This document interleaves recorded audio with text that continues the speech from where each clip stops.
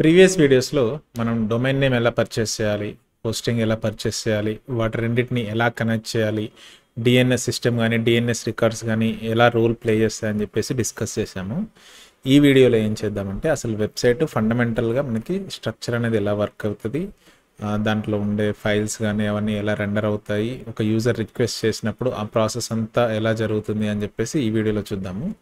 So ఫండమెంటల్గా చూస్తే ఇక్కడ మీరు చూసినట్లయితే ఇవి మీరు యూజరు. ఎప్పుడైతే ఒక యూజరు బ్రౌజర్ని ఒక వెబ్సైట్ కోసం రిక్వెస్ట్ చేసినప్పుడు అదేం చేస్తారంటే ఫస్ట్ డిఎన్ఎస్ సిస్టంలో ఉన్న ఏ రికార్డ్స్ ఉంది కదా, ఏ రికార్డ్లో ఉన్న ఐపీ అడ్రస్ కోసం సెర్చ్ చేస్తుంది.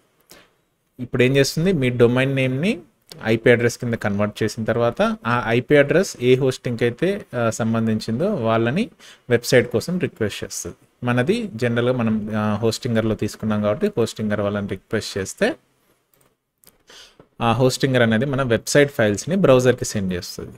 ఎప్పుడైతే ఈ ఫైల్స్ బ్రౌజర్కి వస్తాయో అవి రెండర్ అయ్యి మీకు వెబ్సైట్ అనేది విజిబుల్ అవుతుంది అన్నట్టు.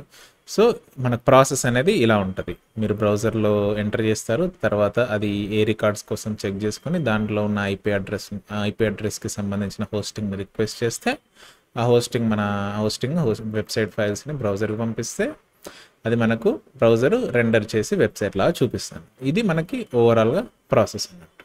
ఓకేనా? సో ఇలాంటి వెబ్సైట్ని మనం ఎన్ని రకాలుగా క్రియేట్ చేయొచ్చు అనేది మనకి డిఫరెంట్ టెక్నాలజీస్ ఉన్నాయి. వాళ్ళ రిక్వైర్మెంట్ని బట్టి అంటే కస్టమర్ యొక్క రిక్వైర్మెంట్ని బట్టి మనం వెబ్సైట్స్ అనేది డెవలప్ చేస్తారు. బేసిక్ వెబ్సైట్స్ అయితే for example business website, basic website అయితే simple HTML, CSS and basic JavaScript use చేసుకొని చేస్తారు. వేరాజ్ కొంచెం అడ్వాన్స్డ్ ఫంక్షనాలిటీ, డైనామిక్ ఫంక్షనాలిటీ కావాలనుకున్నప్పుడు PHPలో కానీ Node.jsలో కానీ రియాక్ట్లో కానీ వీటిలలో క్రియేట్ చేస్తారన్నట్టు. కానీ దీనికి ఆల్టర్నేటివ్గా మనకి CMS అని కూడా ఉంటుంది, అంటే కంటెంట్ మేనేజ్మెంట్ సిస్టమ్స్. ఎగ్జాంపుల్ ఏంటంటే షాపిఫై కానీ, లేదంటే వర్డ్ప్రెస్ కానీ, డ్రూపల్ కానీ, జూమ్లా కానీ ఇవన్నీ ఉంటాయి. ఇక్కడ మీకు ఒక్కొక్క దానికి కొన్ని స్పెషాలిటీస్ ఉన్నాయి. ఫర్ ఎగ్జాంపుల్ మీరు షాపిఫై తీసుకుంటే షాపిఫై అనేది కామర్స్ వెబ్సైట్స్కి బెటర్గా ఉంటుంది. సో పర్ఫార్మెన్స్ వైజ్ కానీ ఫీచర్స్ వైజ్ కానీ షాపిఫై అనేది బెటర్గా ఉంటుంది. వేరాజ్ ఇన్ జనరల్ పర్పస్ ఎలాంటి బిజినెస్ వెబ్సైట్స్ కోసమైనా సరే, లేదంటే ఏదైనా బ్లాగ్ కోసమైనా సరే కామర్స్ వెబ్సైటే, కాకపోతే చిన్నపాటి కామర్స్ వెబ్సైట్స్కి వర్డ్ప్రెస్ అనేది బెటర్గా ఉంటుంది. ఎందుకంటే ఒకటి, వర్డ్ప్రెస్ అనేది యూజర్ ఫ్రెండ్లీ ఉంటుంది, ఈకోసిస్టమ్ అనేది చాలా పెద్ద ఈకోసిస్టమ్ ఉంటుంది దీనికి. అండ్ నాన్ టెక్నికల్ వాళ్ళు కూడా దీంట్లో ఈజీగా వెబ్సైట్స్ అనేవి డెవలప్ చేసుకోవచ్చు.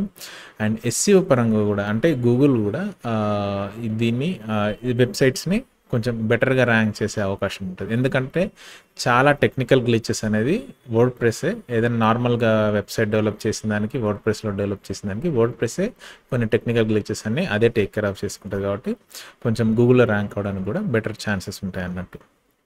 ఓకేనా?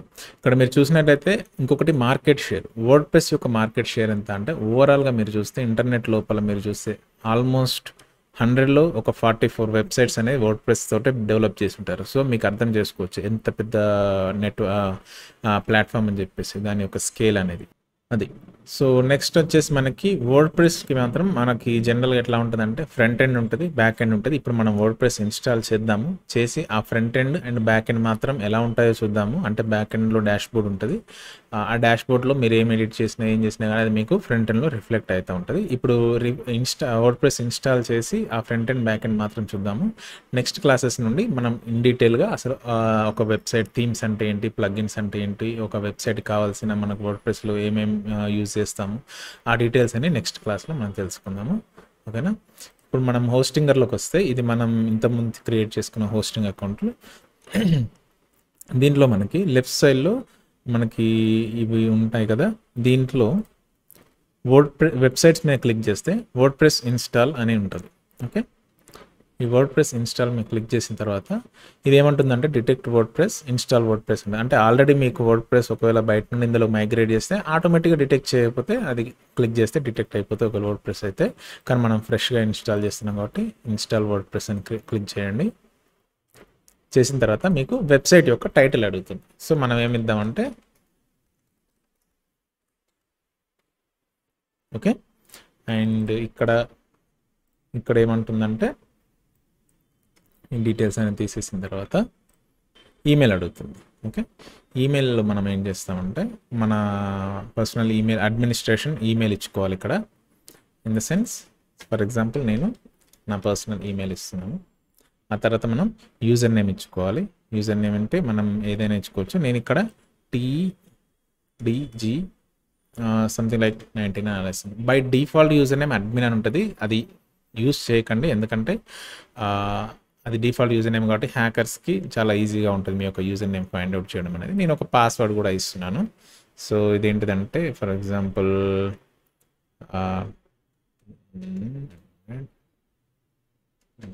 సో అది మనకి లోయర్ కేస్ కూడా ఉండాలనుకుంది. నేను జస్ట్ ఒకటి ఇట్లా ఇచ్చాను, కాపీ చేస్తున్నాను. నెక్స్ట్ క్లిక్ చేసిన తర్వాత మనకి ఇది బై డిఫాల్ట్ పెట్టేసేయండి, అవసరం లేదు. నెక్స్ట్ ఒక 1 or 2 minutesలో వర్డ్ ప్రెస్ అనేది మనకి ఇన్స్టాల్ అయిపోతుంది.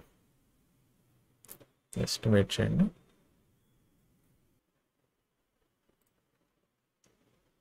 నేను ఏం చేస్తా అంటే నేను ఏదైతే డీటెయిల్స్ ఇప్పుడు క్రియేట్ చేశానో లాగిన్ డీటెయిల్స్ అవి నేను ఒక నోట్ ప్యాడ్లో సేవ్ చేసి పెట్టుకుంటాను ఇక్కడ ఒకటి. అండ్ యూజర్ నేమ్ వచ్చేసి డైరెక్ట్గా నా ఈమెయిల్ ఇచ్చేసాను. ఓకే, ఇక్కడ మీరు చూస్తే ఆల్రెడీ ఇప్పుడు మనకి వెబ్సైట్ వచ్చేసి ఇన్స్టాల్ అయిపోయింది. ఇప్పుడు మీరు ఓపెన్ చేస్తే చూడండి ఎంటీ వెబ్సైట్ వస్తుంది. ఇది బై డిఫాల్ట్ వర్డ్ ప్రెస్ యొక్క ఫ్రంట్ ఎండ్ థీమ్ అన్నట్టు. దీంట్లోకి ఇప్పుడు మనం బ్యాక్ ఎండ్లోకి లాగిన్ కావాలంటే మనం ఏం టైప్ చేయాలంటే యూఆర్ఎల్లో yourwebsite.com/wp-admin అని టైప్ చేయండి. టైప్ చేస్తే మీకు యూజర్ నేమ్ అండ్ పాస్వర్డ్ అడుగుతుంది. యూజర్ నేమ్ మీరు డైరెక్ట్గా మీ ఈమెయిల్ ఇచ్చేయచ్చు, లేదంటే మనం ఇందాక క్రియేట్ చేసుకున్నాం కదా ఇది సింపుల్గా TGDE అని చెప్పేసి 99 అని అదైనా ఇచ్చుకోవచ్చు. సో నేను యూజర్ నేమ్ ఇస్తున్నాను, రెండు యాక్సెప్ట్ చేస్తుంది. పాస్వర్డ్ ఎంటర్ చేసి లాగిన్ అని కొట్టేసి ఓకే. ప్రస్తుతానికైతే నేను సేవ్ చేస్తున్నాను. సో ఇది మనకి బ్యాక్ ఎండ్ డాష్బోర్డ్ అన్నట్టు. సో ఇది ఇక్కడ మీరు క్లిక్ చేస్తే ఇది ఫ్రంట్ ఎండ్ వెబ్సైట్ నార్మల్గా, ఇది వచ్చేసి మనకి బ్యాక్ ఎండ్. ఓకేనా. సో ఇక్కడ మనం ఇంకా ఈ పేజెస్ అంటే ఏంటి, పోస్టులు అంటే ఏంటి, అపిరెన్స్, థీమ్స్ కానీ ప్లగిన్స్, ఈ సెట్టింగ్స్ అన్నీ మనం నెక్స్ట్ క్లాస్ నుండి చూద్దాం. ఓకే.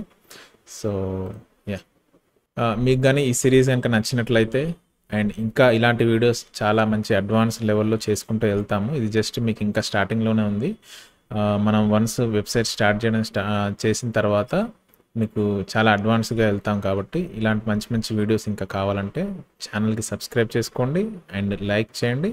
అండ్ డిజిటల్ మార్కెటింగ్ చేసే వాళ్ళతో కానీ మీ ఫ్రెండ్స్తో కానీ ఎవరైనా వెబ్సైట్ కోసం వాళ్ళ సొంతంగా నేర్చుకునే వాళ్ళకి షేర్ కూడా చేయొచ్చు. Okay, thank you.